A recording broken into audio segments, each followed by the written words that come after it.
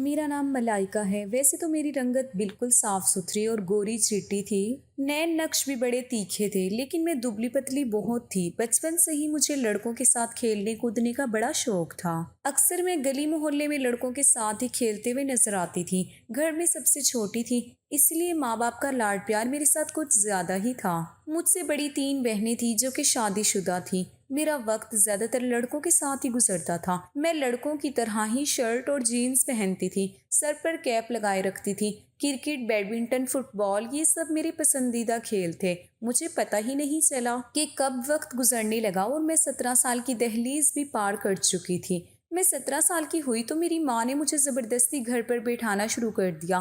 कहने लगी, लड़की हो तुम, घर पर रहा करो, शर्म नहीं आती? इतनी बड़ी हो गई हो और अभी तक मोहल्ले के लड़कों के साथ खेलती हो। अपने आप को देखो, नंगे पाँव खेल खेल कर तुम्हारे पाँव कितने बड़े हो गए हैं। मुझे तो लगता है तुम्हारे नाप की तो चप्पल भी मुश्किल से मिला करेगी। मर्दों की चप्पल लाकर देनी पड़ेगी तुम्हें। मैं शुरू से ही लापरवाह थी। माँ की बात मैं एक कान से सुनकर दूसरे कान से निकाल देती थी। माँ की डांट सुनने के बाद ही मेरा ध्यान खेले जाने वाले क्रिकेट मैच की तरफ था। मैंने माँ की मिन्नतें की कि बस आखिरी बार खेलने दे, लेकिन वो नहीं मानी। मेरा जाना बिल्कुल बंद कर दिया गया था। बस अब मैं छत पर जाकर पतंग उड़ा लिया करती थी, या पड़ोस वाले अली की छत पर जाकर उसके पास माँ की शिकायतें लगा लेती थी कि मुझे माँ ने घर में कैदी बनाकर रख दिया है। मेरा उठना बैठना, चाल ढाल सब लड़कों के जैसा था, तो वो मुझे मुस्कुरा कर देख कर कहता, कोई बात नहीं, अब तुम बड़ी भी हो गई हो और अब घर पर रहा करो। अली तो उल्टा मुझे ही समझाने लगा।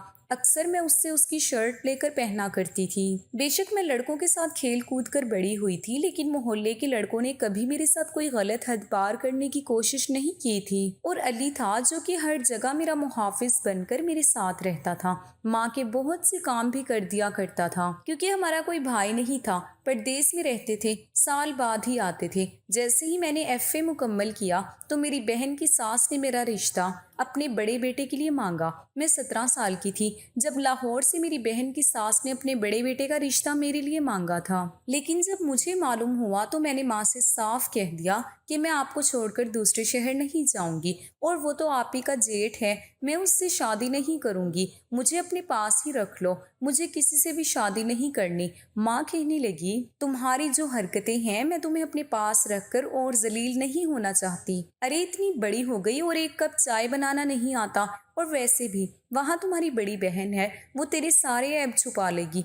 और तुम तो जानती ही हो तुम्हारी बहन की सास कितनी अच्छी है, तुम दोनों बहनों को बहुत प्यार देगी। और ये मेरी माँ की सबसे बड़ी गलती थी। मैंने कहा, पर माँ, अमजद तो कितने बड़े लगते हैं मुझसे, मैं नहीं करूँगी उनसे शादी वादी। मेरी माँ कहने लगी, बेटा वो ज़्यादा बड़ा नहीं है, वो देखने में बड़ा लगता है। मैंने माँ की बात मान ली। मैं शादी के लिए तैयार हो गई। मेरे बहनोई और उनके भाई अमजद दोनों की शादी एक साथ ही हुई थी, लेकिन मेरी आपी की जेठानी मार्केट गई हुई थी। वहीं उसे किसी गाड़ी ने टक्कर मारी, उनका सर फट चुका था, उसकी मौत वहीं पर हो चुकी थी। मैं खुश तो नहीं थी, लेकिन आंटी मेरी माँ की बचपन की सहेली थी, इसलिए माँ अमजद जी के रिश्ते के लिए आंटी से इनकार न कर पाई। खैर, मेरा शादी की तरफ कोई ध्यान नहीं था। अभी तक मेरा दिमाग बस खेल कूद में ही उठता रहता था। शादी से 3 दिन पहले तक भी मैं छुप छुप कर बाहर निकल जाया करती थी। मेरी माँ मुझे जबरदस्ती घर में बंद कर देती और कहती, इस लड़की को चैन नहीं है। अरे दुल्हन इस तरह शादी से पहले ही इधर उधर भागती फिरे तो उसके ऊपर रंग रूप नहीं चढ़ता। और ये 3 दिन मैंने बड़ी ही मुश्किल से अपने घर में बैठकर काटे थे। आसमान पर पतंगे उड़ाती और कटती देखकर मैं सीधी दौड़ छत की तरफ लगाती। खैर, मेरी शादी का दिन आ गया। आज मेरी शादी है। दोपहर तक मेरी बारात आ चुकी थी। दिन के वक्त मेरी शादी हुई थी और रात की ट्रेन से ही वापसी का सफर भी शुरू हो गया था। बहनोई और आपी हम लोगों से अलग बैठे थे। मैं दुल्हन बनी घूंघट में ट्रेन में बैठी बहुत रो रही थी। मेरा शोहर अमजद मुझे बार बार गौर से देख रहा था। मैं अपनी बहन के घर में ज्यादा आना जाना नहीं करती थी। मेरा अपनी बहन के यहाँ जाना ना जाने के बराबर था। लेकिन मेरी बहन की सास, जो कि मेरी माँ की सहेली थी, वो हम सबसे मिलने आ जाया करती थी। हफ्ता 10 दिन रहकर वापस जाती थी। मुझे ज्यादा मतलब नहीं था, ना बहन से, ना ही मेरी माँ की सहेली से। मुझे आंटी के रवैये के बारे में ज्यादा कुछ पता नहीं था, और ना ही अपने शोहर अमजद जी के बारे में। बेशक मेरा सारा बचपन लड़कों के साथ खेल कूद कर गुजरा था,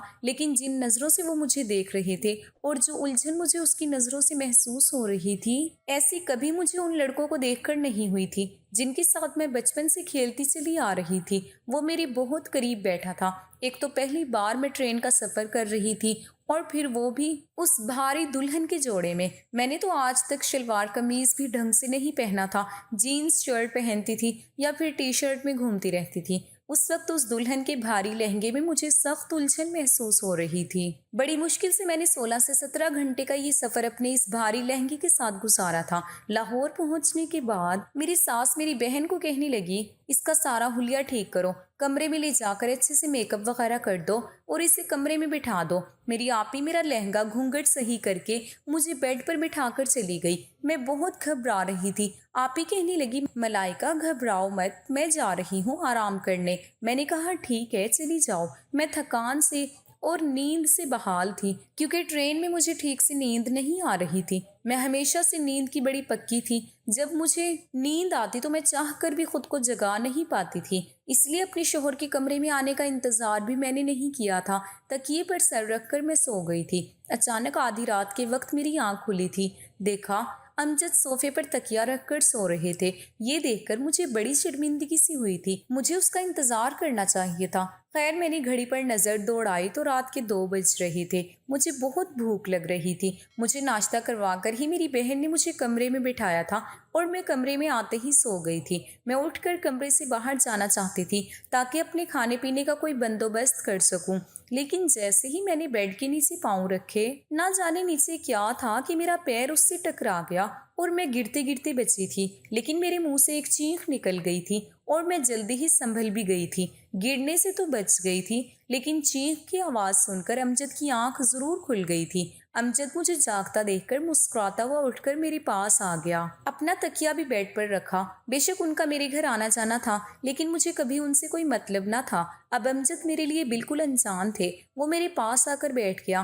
کہنے لگا، ہو گئی نیند پوری؟ کتنا جگایا میں نے تمہیں، لیکن تم اتنی گہری نیند میں تھی کہ جاگنے کا نام ہی نہیں لے رہی تھی۔ تم تو گھوڑے بیچ کر ایسے سو چکی تھی کہ اٹھنے کا نام ہی نہیں لیا۔ میں نے کہا ایم سوری، شاید سفر کی وجہ سے میں بہت تھک گئی تھی، اس لیے مجھے پتہ ہی نہیں چلا کہ کب آنکھ لگ گئی۔ وہ کہنے لگا، ہاں میں نے تمہیں جگانے کی کوشش کی تھی، لیکن نیند میں ہی تم نے صاف کہہ دیا کہ مجھے سونے دو۔ اس نے گہرا سانس لیتے ہوئے مجھے عجیب نظر سے دیکھا تھا۔ مجھے تو ایسا کچھ بھی یاد نہیں تھا، لیکن ایسا ممکن بھی تھا کیونکہ گہری نیند میں ماں مجھے اٹھاتی تھی تو میں انہیں بھی ایسے ہی کہتی تھی۔ اس وقت مجھے کافی شرمندگی محسوس ہو رہی تھی۔ میں ابھی یہی سوچ رہی تھی کہ کیسے میں امجد سے یہ کہوں کہ مجھے بھوک لگ رہی ہے کہ تبھی اس نے میرا ہاتھ تھام لیا۔ کہنے لگے، بے شک میرا آنا جانا تمہارے گھر پر تھا، ملنا جلنا تھا، لیکن میں تمہیں پہلی بار دیکھ رہا ہوں۔ میری ماں نے مجھ سے تمہارے لیے پوچھا تو میں نے اپنا فیصلہ ماں پر چھوڑ دیا تھا، لیکن پھر سوچنے لگا پتہ نہیں تم کیسی ہوگی، لیکن تم بہت خوبصورت ہو۔ مجھے اپنی ماں کے فیصلے پر کوئی بھی اعتراض نہیں ہے، بلکہ خوش ہوں کہ میری ماں نے اتنی خوبصورت لڑکی میرے لیے چنی ہے۔ یہ کہہ کر اس نے سائڈ ٹیبل کی دراز سے چین نکالی اور مجھے پہنا دی۔ کچھ دیر تک وہ میری تعریف کرتا رہا۔ میرے لیے یہ سب کچھ نیا نیا اور بہت ہی انوکھا تھا، کیونکہ اب تک جن لڑکوں کے ساتھ میں کھیلا کرتی تھی وہ مجھے لڑکا ہی سمجھا کرتے تھے، کبھی وہ ایسی باتیں نہیں کرتے تھے۔ اب اس لیے امجد کے منہ سے اپنی تعریف سن کر مجھے اچھا لگ رہا تھا۔ اس کا میرے چہرے کو چھونا، دھیمے لفظوں میں بات کرنا، سب کچھ دل فریب سا لگ رہا تھا، لیکن اچانک سے وہ میرے ہاتھ دیکھ کر چپ سا ہو گیا۔ کہنے لگا، تمہارے ہاتھ اتنے موٹے اور بڑے سے کیوں ہیں؟ لڑکیوں کے ہاتھ جیسے خوبصورت کیوں نہیں ہیں؟ اس نے میرے ہاتھوں کو چھوڑ دیا تھا۔ کہنے لگا، مجھے لڑکیوں میں مردانگی بالکل اچھی نہیں لگتی۔ میں نے اپنے ہاتھ غور سے دیکھے۔ شاید مجھے لڑکیوں کی طرح ناخن بڑھانے کا شوق نہیں تھا اور نہ ہی اپنے ہاتھوں کی کیئر کرنے کی مجھے کوئی پرواہ تھی، اس لیے میرے ہاتھ بڑے روکھے تھے، ہر وقت لڑکوں والے کھیل کھیل کر موٹے موٹے سے ہو گئے تھے۔ وہ بیڈ سے اٹھ کر الماری کے پاس چلا گیا۔ الماری کھول کر اس نے ایک بلیک کلر کا ڈریس مجھے تھما دیا۔ کہنے لگا، جاؤ اسے پہن کر آؤ۔ میں خود بھی ان بھاری کپڑوں سے تنگ آ چکی تھی، اس لیے میں نے شکر کیا، لیکن جیسے ہی واش روم جا کر ان کپڑوں کو دیکھا تو وہ تو بہت ہی باریک سی نائٹی تھی۔ اسے پہنتے ہوئے میں بے حد نروس ہوئی تھی۔ میں کمرے میں آئی تو سامنے ہی امجد ہاتھ میں پرفیوم کی بوتل پکڑے خود پر سپرے کر رہے تھے۔ मुझे देखकर मुस्कुराते हुए मेरे पास आ गए, मुझ पर स्प्रे करने लगे, कहने लगे मुझे इस परफ्यूम की खुशबू बहुत पसंद है। ये कहकर वो उसने मुझे अपने आप से लगाया और बेड पर ले गया, मुझसे प्यार भरी बातें करने लगा। उसकी नज़रें मेरे पूरे जिस्म पर घूम रही थी और मैं बेहद शर्मा रही थी, क्योंकि ऐसी नजरों से मेरा पहली बार सामना हो रहा था। कुछ ही देर में उसने मुझे अपनी आगोश में ले लिया था। उसके हाथ मेरे जिस्म के हर हिस्से का सफर कर रहे थे, लेकिन उसने ब्रेस्ट पर जाकर अपने हाथ रोक लिए। फिर अचानक ही वो मुझसे एकदम पीछे हटा था। उसके चेहरे के रंग एकदम से बदल गए थे। मैं समझ नहीं पा रही थी कि उसे हुआ क्या है। वो फौरन कमरे से बाहर निकल गए। मैं काफ़ी देर तक उसका इंतज़ार करती रही, लेकिन वो वापस कमरे में नहीं आए थे। मुझे समझ नहीं आ रहा था कि आखिर उसे हुआ क्या था। अभी कुछ देर पहले तो बहुत खुश था, पता नहीं उसे क्या हुआ था। पूरी रात तक कमरे में नहीं आया था। सुबह मैंने अपने कपड़े बदल लिए और कमरे से बाहर आ गई। मैंने देखा वो बाहर सोफे पर सो रहा था। मुझे हैरत हुई थी कि वो कमरे की बजाय बाहर सोफे पर क्यों सो रहा था। मैं उसके पास आई। वो मुझे देखकर मुंह फेरने लगा और फिर तो जैसे यही सिलसिला ही शुरू हो गया था। मैं जितना उसके पास आने की कोशिश करती, वो मुझसे उतना ही दूर भागता था और वजह भी नहीं बताता था। शादी के बाद उसकी कुछ बातों ने मेरी दुनिया बदल दी थी, लेकिन पता नहीं क्यों वो मुझसे कतराने लगे थे। एक दिन मेरी आपी मेरे पास आई और कहने लगी, मलाइका, अपना और अम्मा जी का ख्याल रखना। मैंने कहा, आप कहाँ जा रही हो? आपी ने कहा, हाँ, तेरे बहनोई को कंपनी की तरफ से कॉल आई थी तो जाना होगा। मैंने बड़ी उदासी से उनको कहा, ठीक है। दरअसल मेरे बहनोई दुबई में काम करते थे और आपी भी उन्हीं के साथ दुबई में ही रहती थी। छुट्टियों में यहाँ आया करती थी। खैर काफ़ी दिन गुजर गए थे, लेकिन अमजद का रवैया मुझसे नहीं बदला था। एक बार मैं तंग आकर उसके सामने खड़ी हो गई। मैंने कहा, अमजद साहब, आप मुझसे बात क्यों नहीं करते? क्यों मुझसे दूर दूर रहते हैं? तो वो कहने लगा, तुमने मेरे साथ अच्छा नहीं किया। मुझे अगर पता होता कि तुम ऐसी हो तो मैं कभी भी तुमसे शादी नहीं करता। मैं उसकी बात का मतलब नहीं समझी थी। मैंने कहा, आखिर मैंने ऐसा क्या कर दिया है? वो कहने लगा, तुम्हारे अंदर तो लड़कियों जैसी कोई बात ही नहीं है। तुम तो मर्दों जैसी दिखती हो। तुम्हारी चाल ढाल और जिस्म तक मर्द जैसा है। ये कहकर वो कमरे से बाहर निकल गया था। शायद मैं ट्राउजर और टी शर्ट पहनती थी, इसलिए वो ऐसा कह रहा होगा, क्योंकि मुझे शुरू से ही ढीले ढाले कपड़े पहनने की आदत थी। अब मैंने अपने जहेज के कपड़े निकाले और उन्हें पहनना शुरू कर दिया और अपनी सास के साथ मिलकर उसकी पसंद का खाना बनाना भी सीख लिया था। उसके सारे काम भी मैं अपने हाथों से करने लगी थी। मैंने 2 महीने में ही खुद को एकदम बदल कर रख दिया था ताकि अमजद का रवैया हमसे ठीक हो जाए। लेकिन वो तो किसी पत्थर की तरह बन चुका था। रोज रात को देर से घर आता और सोफे पर लेट कर सो जाता था। मैं उनकी मोहब्बत के लिए तड़प रही थी, उनकी मोहब्बत पाना चाहती थी। आखिर एक नेचुरल सी ख्वाहिश है। मेरी शादी हुई थी और वो मेरा शोहर था। एक बीवी होने के नाते मैं अपने शोहर के साथ वक्त गुजारना चाहती थी। पहले मैं जो हर चीज़ से लापरवाह रहती थी, अब अमजद की पसंद में ढलकर अपनी पर्सनैलिटी तक खो बैठी थी। मैंने खुद को अमजद की पसंद में ढालने की हर मुमकिन कोशिश करके देख ली थी, लेकिन वो ऐसा ही था, मुझसे अभी तक बात नहीं करता था। एक रात मैं सो रही थी, मुझे चिल्लाकर बातें करने की आवाज़ें आने लगी और शोर से मेरी आंख खुल गई थी। मेरी सास और अमजद की आपस में बहुत बहस हो रही थी। मैं कमरे का दरवाज़ा खोलकर बाहर आई तो सास के कमरे की लाइट जल रही थी और कमरे से बहस करने की आवाज़ें आ रही थी। मैं कमरे तक पहुंच गई थी, लेकिन जो बात अमजद और मेरी सास के बीच हो रही थी वो सुनकर मेरे होश उड़ गए थे। अमजद अपनी माँ से कह रहा था कि वो एक और शादी करना चाहता है। ये सुनकर तो मेरे पैरों के नीचे से ज़मीन निकलते हुए महसूस हुई थी। मेरी सास कहने लगी, खबरदार अगर तुमने ये लफ्ज़ अपनी ज़बान से भी निकाला। अमजद कहने लगा कि मैं मलाइका के साथ नहीं रह सकता। मेरी सास कहने लगी, क्यों, ऐसी कौन सी खराबी है उस बच्ची में? उसने तुम्हारी खातिर खुद को बदल कर रख दिया है। खाना बनाती है, तुम्हारे सारे काम करती है, पूरे घर को उसने संभाल लिया। अपने पहनने और चलने फिरने उठने बैठने का तरीका बदल लिया है। एक तुम हो कि उस पर सौतन लाकर बिठाना चाहते हो। वो कहने लगा, माँ, मैं आपको नहीं बता सकता कि उसमें क्या कमी है। मैं क्या, उसके साथ तो कोई भी मर्द जिंदगी नहीं गुजार सकता, इसलिए मैं दूसरी शादी करूंगा। मलाइका कहे तो मैं उसे तलाक भी देने को तैयार हूँ और चाहे तो मेरे नाम के साथ भी जिंदगी गुजारती रहे, मुझे कोई फर्क नहीं पड़ता। ये कहकर वो कमरे से बाहर निकला तो मुझे देखकर रुक सा गया था। मेरी आंखों में आंसू आ रहे थे। वो मुझसे नजरें चुराते हुए कमरे में चले गए। मैं भी उनके पीछे कमरे में आ गई। मैंने कहा, آج مجھے بتا ہی دو امجد کہ مجھ میں ایسی کون سی کمی ہے جس کی وجہ سے تم دوسری شادی کرنا چاہتے ہو۔ وہ کہنے لگا، خود کو آئینے میں دیکھ لو، تمہیں معلوم ہو جائے گا کہ تمہارے اندر کیا کمی ہے۔ میں نے کہا کہ وہ تو میں خود کو روز دیکھتی ہوں، مجھے نہیں پتا، انسان کو ہمیشہ خود اچھا ہی لگتا ہے، لیکن آپ بتاؤ کیا برائی ہے مجھ میں؟ وہ کہنے لگا، تمہارے اندر عورتوں والی خوبصورتی نہیں ہے، اچھے سوٹ پہننے سے تمہارے جسم کی خوبصورتی بدل نہیں جائے گی، کبھی اکیلے میں شیشے کے سامنے کھڑے ہو کر دیکھنا، بالکل سپاہٹ مردوں کی جیسا سینہ ہے تمہارا، تمہارے پاس آتے ہی مجھے ایسا محسوس ہوتا ہے جیسے میں کسی مرد کے پاس موجود ہوں اور مجھے تم سے گھن آتی ہے، تمہاری سنگت میں مجھے گھٹن کا احساس ہوتا ہے، مجھے تمہیں چھونے سے کچھ بھی اچھا محسوس نہیں ہوتا اور نہ ہی میرے دل کے جذباتوں میں کوئی طوفان اٹھتا ہے، تمہارے پاس آنے کو جی نہیں چاہتا، میں تمہارے ساتھ نہیں رہ سکتا۔ میں تو اس کی باتیں سن کر بے جان سی ہو کر بیٹھ گئی تھی، اور عورت کی اس سے بڑی ذلت اور بے عزتی کیا ہو سکتی تھی؟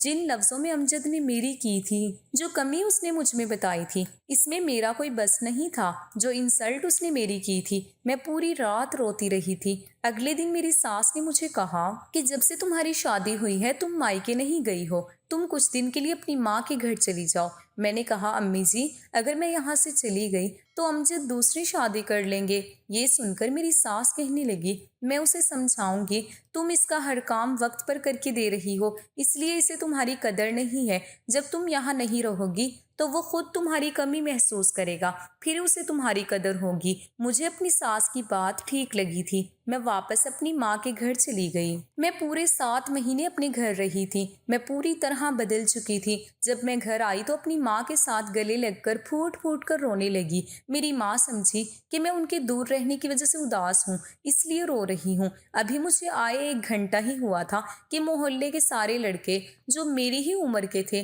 مجھ سے ملنے آ گئے، لیکن میں آج ان سے دوری بنا کر مل رہی تھی۔ میری سوچ بدل گئی تھی۔ ان لڑکوں میں ایک لڑکا علی بھی تھا، میری سب سے زیادہ دوستی اسی کے ساتھ ہی تھی، وہ بھی مجھ سے ملنے آیا تھا۔ میں سب سے ہنس ہنس کر باتیں کر رہی تھی، لیکن دل ہی دل میں پریشان ہو رہی تھی۔ مجھے امجد کی فکر ستائے جا رہی تھی، سب اپنی باتوں میں مصروف تھے، ایک علی ہی تھا جو چپ تھا اور لگاتار مجھے ہی دیکھے جا رہا تھا۔ جب سب چلے گئے تو وہ میرے پاس آ کر بیٹھ گیا، کہنے لگا، تمہیں کیا ہوا ہے ملائکہ، اتنی اداس کیوں ہو؟ میں نے کہا، نہیں میں تو بہت خوش ہوں۔ یہ کہتے ہوئے میری آنکھیں نہ چاہتے ہوئے بھی نم ہو گئی تھیں۔ وہ میرے چہرے کو، میری آنکھوں کو وہ بڑی غور سے دیکھ رہا تھا۔ کہنے لگا، نظر آ رہی ہے مجھے تمہاری خوشی، بچپن ساتھ گزارا ہے، ہم ساتھ ہی ہنسے ہیں اور ساتھ ہی روئے بھی ہیں، اس لیے مجھ سے جھوٹ مت بولو۔ اگر امجد نے تمہیں کچھ کہا ہے تو بس تم ایک بار اشارہ کر دو، پھر دیکھو میں اس کو کیسے ٹھیک کرتا ہوں۔ اس نے اپنی ناک چڑھاتے ہوئے مجھ سے کہا تھا۔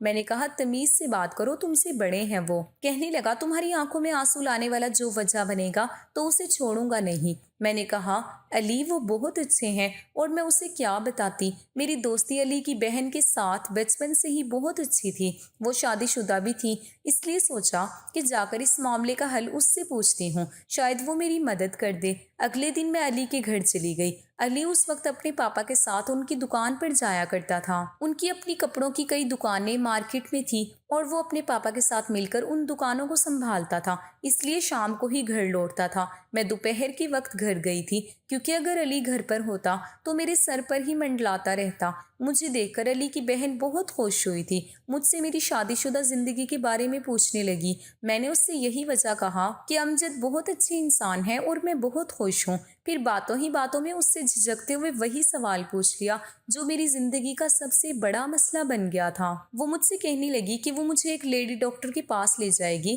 جو اس مسئلے کا علاج کرتی ہے۔ میں یہ سن کر خوش ہو گئی تھی، میں چاہتی تھی بنا کسی سے کچھ کہے میرے اس مسئلے کا حل ہو جائے، اس لیے میں اگلے دن ہی علی کی بہن کے ساتھ اس لیڈی ڈاکٹر کے پاس چلی گئی تھی۔ اس نے مجھے کچھ دوائیاں دی اور اچھی خوراک کھانے کے لیے بھی کہنے لگی۔ میں گھر واپس آئی تو فون پر میری ماں میری ساس سے بات کر رہی تھی۔ میں نے ماں سے فون لے لیا اور خود اپنی ساس سے بات کرنے لگی۔ میں ان سے امجد کے بارے میں پوچھنے لگی۔ وہ کہنے لگی، میں روز اسے سمجھانے کی کوشش کر رہی ہوں لیکن وہ میری بات سننے کو تیار نہیں ہے، لیکن تم فکر مت کرو، میں اسے منا لوں گی، تم بس اپنی صحت کا خیال رکھو۔ میں بہت پریشان تھی۔ لیڈی ڈاکٹر نے جو میڈیسن مجھے دی تھی وہ مجھے کھانا کھانے کے بعد کھانی تھی، لیکن ساس سے بات کرنے کے بعد جیسے میری بھوک ختم ہو گئی تھی۔ مجھے لگا تھا میرے جانے کے بعد امجد کو میری کمی محسوس ہوگی، وہ مجھے یاد کرتا ہوگا، لیکن وہ تو ابھی بھی ویسا ہی تھا۔ میں نے کچھ ہی نوالے لیے اور اپنی میڈیسن کھا لی۔ اس میڈیسن کو کھانے کے بعد مجھے عجیب سی بے چینی ہونے لگی تھی، سینے میں درد اٹھنے لگا تھا، مجھے اپنا سینہ بھاری بھاری لگنے لگا تھا۔ شاید میرے مسئلے کا حل یہی ہو، یہ سوچ کر میں وہ دوا کھانے لگی اور اسے کھاتے ہی میرے پسینے چھوٹنے لگ جاتے تھے، مجھے گھبراہٹ ہونے لگتی تھی، لیکن اس کی خاطر میں یہ سب کر رہی تھی۔ ایک بار میرے نمبر پر امجد کی کال آ رہی تھی۔ جب میں کراچی آئی تھی، امجد کی کال آج پہلی بار آئی تھی۔ میں نے فوراً فون اٹھا لیا، مجھے لگا شاید مجھے یاد کر رہا ہوگا، اس لیے اس نے فون کیا ہوگا، لیکن وہ کہنے لگا جو کھیل میرے ساتھ تم کھیل رہی ہو اچھا نہیں کر رہی۔ میری ماں مجھے تمہاری وجہ سے جائیداد سے بے دخل کر رہی ہے، میں تمہیں چھوڑوں گا نہیں۔ پتہ نہیں تم جیسی مردانہ لڑکی نے میری ماں پر کیا جادو کر دیا ہے کہ اسے سارے جہاں کی خوبیاں بس تمہارے اندر نظر آتی ہیں۔ اگر تمہیں میرے ساتھ رہنا ہے تو اپنا علاج کرواؤ، میں تمہیں بس 15 دن دے رہا ہوں، ورنہ طلاق دے دوں گا۔ میری ماں مجھے اس کے بعد گھر سے بے دخل کر دے گی، لیکن تمہیں میں برباد کر دوں گا۔ یہ کہہ کر اس نے فون بند کر دیا اور میں یہ سن کر رونے لگی تھی۔ بار بار امجد امجد کہہ رہی تھی کہ میرے ساتھ یہ مت کرو۔ جیسے ہی فون بند کر کے پلٹی تو میرے پیچھے ہاتھ باندھے علی کھڑا تھا۔ اسے دیکھ کر میں نے جلدی سے اپنے آنسو صاف کیے تھے۔ کہنے لگا تمہارے شوہر کا فون تھا؟ میں نے کہا ہاں۔ کہنے لگا کیا کہہ رہا تھا اور رو کیوں رہی ہو؟ وہ اس وقت کافی سیریس انداز میں مجھ سے پوچھ رہا تھا۔ میں نے کہا تم سے مطلب تم کیوں ہر وقت میرے سر پر سوار رہتے ہو اور بنا بتائے میرے کمرے میں دندناتے چلے آتے ہو؟ تم ہوتے کون ہو میرے کمرے میں اس طرح میری بنا اجازت کے آنے والے؟ جاؤ نکلو یہاں سے۔ میں اسے کچھ بھی بتانا نہیں چاہتی تھی، اس لیے میں نے اسے بڑی کھڑی کھڑی باتیں سنا دی تھی۔ میرا غصہ دیکھ کر وہ مجھے کہنے لگا کہ تم چھپا نہیں سکتی مجھ سے کوئی بھی بات، مجھے اندازہ ہے کہ تمہارے شوہر کا رویہ تمہارے ساتھ ٹھیک نہیں ہے۔ میں نے کہا یہ ہم میاں بیوی کا آپس کا معاملہ ہے، تم ہوتے کون ہو میرے بیچ میں بولنے والے؟ خدا کے لیے مجھے اکیلا چھوڑ دو، جاؤ یہاں سے۔ میں نے اسے دھکا دیتے ہوئے کمرے سے باہر نکال دیا اور کمرے کا دروازہ بند کر دیا۔ سامنے رکھی ہوئی اپنی میڈیسن دیکھ کر مجھے امجد کی بات یاد آنے لگی۔ میں نے 2 ٹیبلٹس نکالی اور ایک ساتھ کھا لی، کیونکہ میں چاہتی تھی کہ اس مسئلے کا حل جلد سے جلد ہو جائے تاکہ میرا گھر ٹوٹنے سے بچ سکے۔ لیکن وہ دوا کھاتے ہی مجھ پر اس قدر گھبراہٹ سوار ہوئی کہ میری حالت بگڑنے لگی تھی۔ میری ماں میری حالت دیکھ کر پریشان ہو گئی۔ میرے پاپا گھر پر نہیں ہوتے تھے، باقی سب اپنے اپنے گھر کے ہی تھے، اس لیے میری ماں نے علی کو ہی بلایا تھا اور اسی کو ساتھ لے کر مجھے ہسپتال لے کر گئی تھی۔ 3 دن تک میں جو کھاتی تھی مجھ سے ڈائجسٹ نہیں ہو رہا تھا۔ لیڈی ڈاکٹر نے میری حالت دیکھی تو کہنے لگی یہ دوا بہت تیز ہے اور اس کے سائیڈ ایفیکٹس بھی بہت زیادہ ہیں، یہ میڈیسن آپ کے گردے بھی فیل کر سکتی ہے۔ ایسی دوائی اور ایسی جیلی ڈاکٹر کے پاس جا کر اپنی زندگی برباد نہ کریں۔ پھر وہ اس میڈیسن کے استعمال کی وجہ پوچھنے لگی۔ میں نے روتے ہوئے اسے ساری بات بتا دی۔ میری بات سن کر وہ کہنے لگی یہ سب خدا کے ہاتھ میں ہوتا ہے کہ وہ انسان کو کیسا جسم دیتا ہے، بلکہ انسان کے ہاتھ میں کچھ نہیں ہوتا۔ اکثر لڑکیوں کا یہ مسئلہ ہوتا ہے، لیکن جنہیں عورتوں کی عزت کا کوئی احساس نہیں ہوتا وہ ان سے ایسی باتیں کرتے ہیں اور وقت کے ساتھ ساتھ یہ مسئلہ خود ہی دور ہو جاتا ہے۔ اور اگر تمہارا شوہر تمہارے ساتھ ہوتا، تمہارے ساتھ میاں بیوی والا رشتہ بناتا اور تم اپنے کھانے پینے کا بھی دھیان رکھتی تو تمہارا جسم خود بخود بڑھنے لگتا۔ اور ویسے بھی آپ اتنی بھی بری نہیں لگتی۔ یقیناً آپ کا شوہر دماغی مریض ہے یا بہت ہی گھٹیا سوچ کا مالک ہے۔ میری ماں بھی وہیں موجود تھی۔ یہ باتیں سن کر ماتھے پر بل ڈالے سر جھکائے بیٹھی تھی۔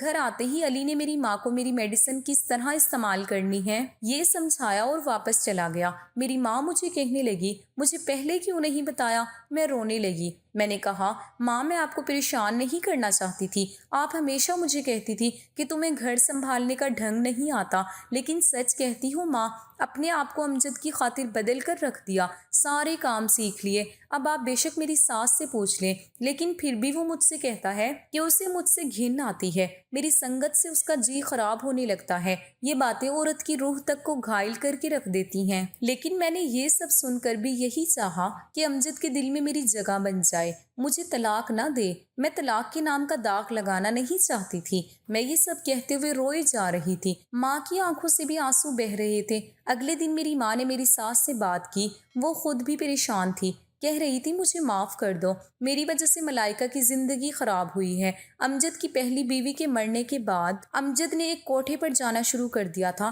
اور میرا بیٹا ایک طوائف کی محبت میں گرفتار ہو چکا تھا، اس کے ساتھ ناجائز رشتہ بنا لیا تھا۔ میں نے اسے اپنی قسم دے کر ملائکہ سے شادی کروا دی، لیکن اسے اس بازاری عورت کی عادت پڑ چکی ہے، اس لیے گھر کی شریف لڑکی میں جب ایسی ادائیں نظر نہیں آئی تو اس نے ملائکہ میں عیب نکالنے شروع کر دیے۔ میری ساس نے خود مجھے امجد سے طلاق دلوائی تھی۔ کہنے لگی وہ میری بیٹی کے لائق ہی نہیں تھا، لیکن مرد ذات سے میرا یقین اٹھ گیا تھا۔ ابھی طلاق ہوئے 4 ہی مہینے ہوئے تھے کہ علی کی ماں علی کا رشتہ میرے لیے لے کر آئی، لیکن میں نے صاف منع کر دیا کیونکہ ایک مرد سے بڑی گہری چوٹ کھائی تھی، اس لیے کسی دوسرے پر اعتبار نہیں کر سکتی تھی۔ ماں نے مجھے بہت سمجھانے کی کوشش کی کہ علی ایسا نہیں ہے، لیکن میں نے کہا کہ مجھے شادی نہیں کرنی۔ وہ لوگ مایوس ہو کر واپس جا چکے تھے۔ کچھ دن بعد میں صحن میں بیٹھی تھی جب ایک بال صحن میں آ کر گری تھی۔ باہر لڑکوں کا شور ہونے لگا تھا۔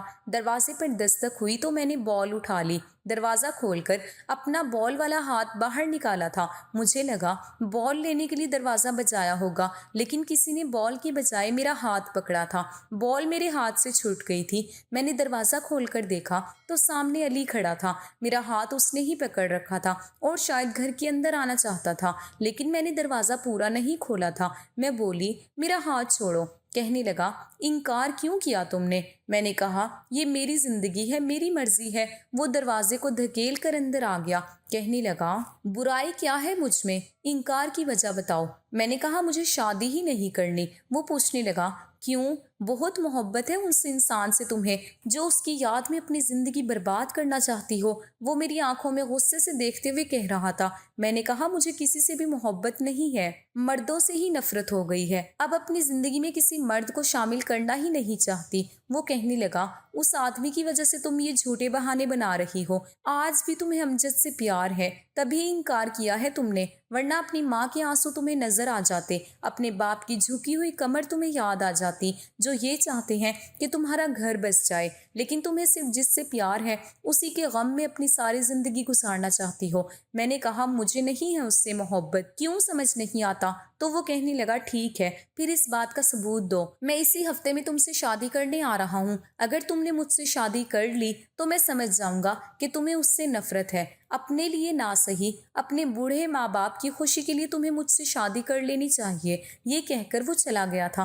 میں نے اپنے ماں باپ کے بارے میں سوچا ہی نہیں تھا، جو آج میرے غم کی وجہ سے بے بس ہونے لگے تھے۔ میں نے اس کی بات پر پھر کوئی اعتراض نہیں کیا تھا۔ چپ چاپ میں نے علی سے شادی کر لی تھی، لیکن جب علی کمرے میں آیا تو مجھے عجیب سا ڈر محسوس ہونے لگا کہ کہیں وہ بھی میری انہی لفظوں سے انسلٹ نہ کر دے جیسے امجد نے کی تھی۔ جیسے ہی وہ میرے پاس آ کر بیٹھا میں رونے لگی تھی۔ وہ کہنے لگا ہر آدمی اتنا گرا ہوا نہیں ہوتا، بچپن سے تم مجھے جانتی ہو، کیا میں تمہیں ایسا لگتا ہوں کہ تمہاری ان کمیوں کو تمہیں بتاؤں جس میں تمہارا کوئی بس نہیں ہے؟ میں حیران تھی کہ یہ سب اسے کیسے پتا۔ ہر بار کی طرح میرے دل میں اور میرے دماغ میں آنے والے ہر سوال وہ کیسے جان جاتا ہے۔ وہ میرا ہاتھ تھام کر کہنے لگا لیڈی ڈاکٹر کی ساری باتیں میں سن چکا تھا، اور وہ بھی جو تم نے لیڈی ڈاکٹر کو بتایا تھا۔ تمہارے ماں اور باپ سے بھی کہہ چکا تھا کہ ایسے نیچ گھٹیا شخص سے ملائکہ کو طلاق دلوا دیں۔ میں اسے اپنانا چاہتا ہوں، اس لیے بھول جاؤ وہ سب جو ہو چکا ہے۔ بس یہی یاد رکھو کہ تم سے علی بچپن سے محبت کرتا ہے۔ جن دنوں تمہاری شادی امجد سے ہوئی تھی میں دوسرے شہر میں تھا، مجھے اس بات کی خبر تک نہ ہوئی، ورنہ کبھی تمہاری شادی وہاں ہونے ہی نہیں دیتا۔ بات کرتے کرتے علی میری جیولری اتار چکا تھا، اور جب اس نے مجھے اپنی باہوں میں بھرا تو میرے دل میں کوئی نہیں تھا۔ سکون سے میں علی کے سینے سے لگ گئی تھی۔ میں نہیں جانتی تھی کہ وہ مجھ سے اتنی محبت کرتا ہے۔ شاید اصل محبت یہی تھی جس میں انسان دوسروں کی کمیاں نہیں دیکھتا۔ آپ کا اس بارے میں کیا خیال ہے؟ دوستوں امید کرتی ہوں آپ کو ہماری کہانی پسند آئی ہوگی۔ کہانی پسند آئی ہے تو ویڈیو کو لائک کریں، چینل پر نئے ہیں تو چینل کو سبسکرائب کریں۔ شکریہ، اللہ حافظ۔